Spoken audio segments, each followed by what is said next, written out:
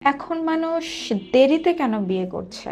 তুমি যদি আমাকে জিজ্ঞেস করো আমি বলবো যে আমার বিয়ে আমি ফাস্ট করে ফেলেছি। পুরুষ বা ছেলেদের বিয়ে করা উচিত কম করে 45 থেকে 55। কারণ দেখো, বায়োলজিক্যালি একটা পুরুষের যৌবন 70 থেকে 80 বছর পর্যন্ত টেক একদম স্ট্রংলি। আচ্ছা। আমার দাদার 84 বছরেও বাচ্চা হয়েছে, আমার ছোট চাচা হয়েছে। আমি জানি না আর 20 বছর বেঁচে থাকলে আমার কয়টা চাচা হইতো। আমার নানার এক পক্ষে হচ্ছে 21টা বাচ্চা, আর এক পক্ষে 17টা সম্ভবত। আমি শিওর না, গুনতে পারি না, সে নিজে গুনতে পারে কিনা জানি না। অন্যদিকে তুমি যদি মেয়েদের ফিজিক্যাল হিসেব করো, 40-এর পরে শেষ, দ্য এন্ড। কিন্তু ছেলেদের কেরিয়ার শুরু হয় কখন?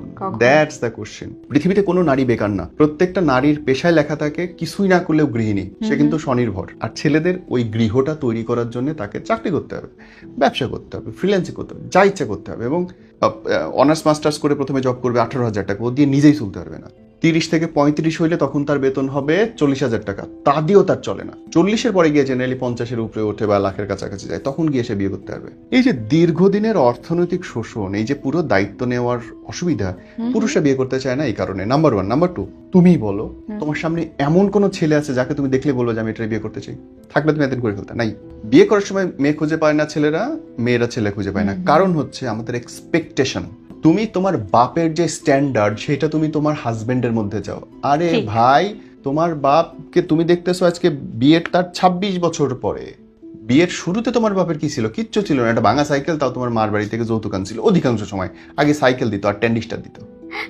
আমাদের আর ছেলেদের কি হয়েছে?